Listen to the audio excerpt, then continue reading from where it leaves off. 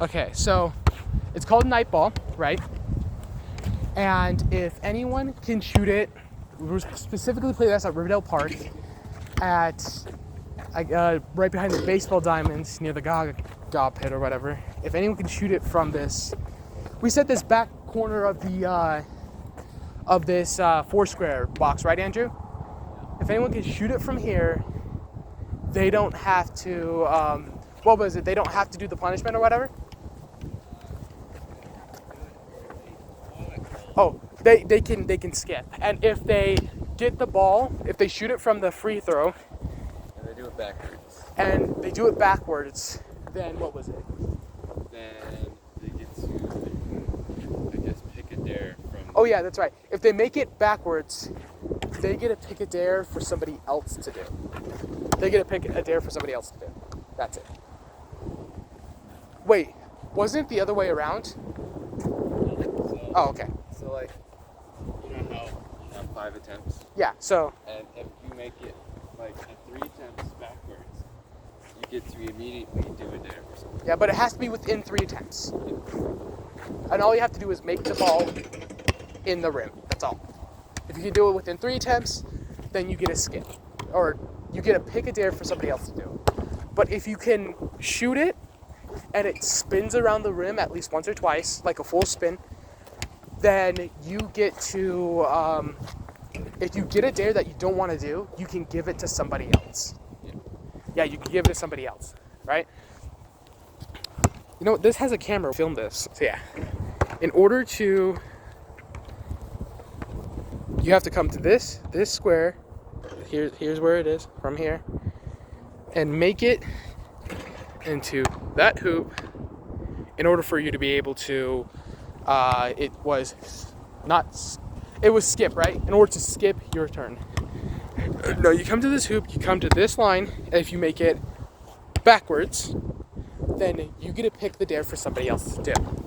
Now, if you get it to spin around that rim, like that, then you instantly get to put the dare that you don't want to do onto somebody else. Now, this is called night ball.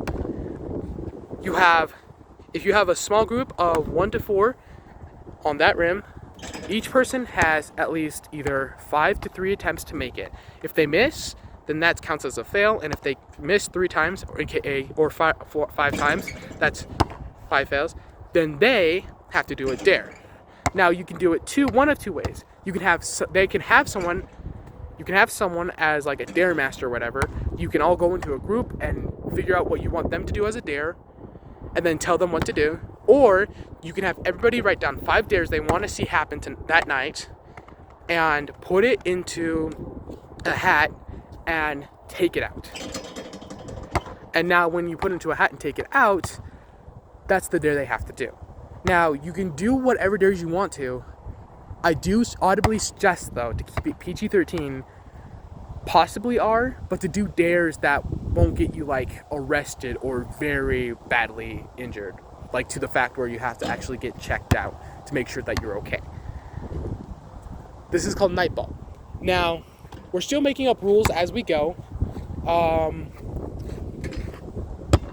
One of the rules I think we just made up now was that, well, we also made this up as well, that if you have a group of more of 4 people, like 5 or 6, what's going to happen is when it's 1 to 4, they have to miss 5 or 3 times in a row. But when it's a group of more than 1 to, we said 4, right? 1 to 4. Then if they, Andrew, come here. Let's say Andrew, right, has shot the ball 3 times and missed. Now he makes it. Now he's made it the 4th time.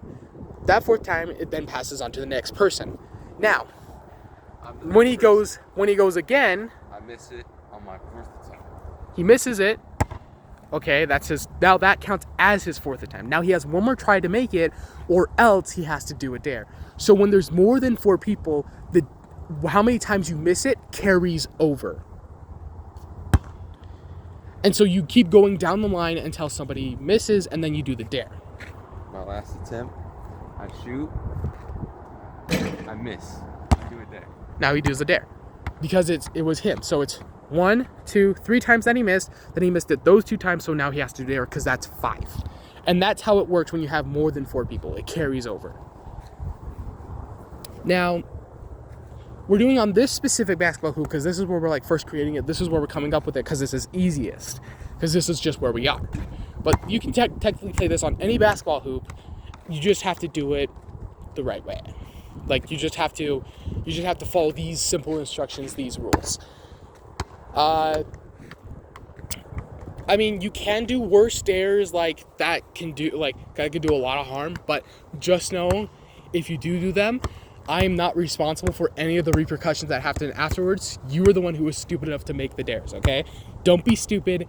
Do things that aren't really, really bad, okay? Don't do things that aren't really, really bad. Do things that are like, fucking go over there, go run all the way down there and back before my timer hits 20 minutes or something. That's something good. Or like run back there and back before my timer hits 5 minutes. Or see if you can hop that fence. Like do stupid stuff like that. Don't do stupid stuff like go fucking jump off the highway or go flash a random group of people. That's no, don't. If you get the idea, just stop. It might be dumb enough for you to get in big trouble. I also say that because there's like a police station 2 blocks away from here, and I do not plan on getting arrested tonight. So, yeah. And the reason why it's called Nightball is because you need 2 things to play this game. You need them. First of all, for it to be nighttime. And second of all, for a black basketball that's deflated. And that's how you play Nightball. Because it's really hard to see where the basket is, especially in this lighting, and where the ball is when you're playing, which makes it super fun and easy. The reason why I'm saying in this lighting is because this lighting makes it so hard to see. So the less lighting you have, the harder it makes this game and the more fun it becomes. Because there's more of a chance of missing. There's more of a chance of something happening. The more people you have, the funner it gets. The less people you have, it could also be very fun too. But just don't play by yourself. You at least need 2 players to play this game. And at that point, if you're both really good, then it's kind of not as fun. So I would recommend a big group to play this game because it's really fun. Okay. We're creating this, and you can, I guess, not find it on YouTube, whatever. But just know that this game is super fun. It's super cool. We're playing right now when it's windy out, so this also makes it a little bit harder. But it's a super cool, super fun game, and we're still coming up with more stuff that we'll add into the game. This is just the basics for now.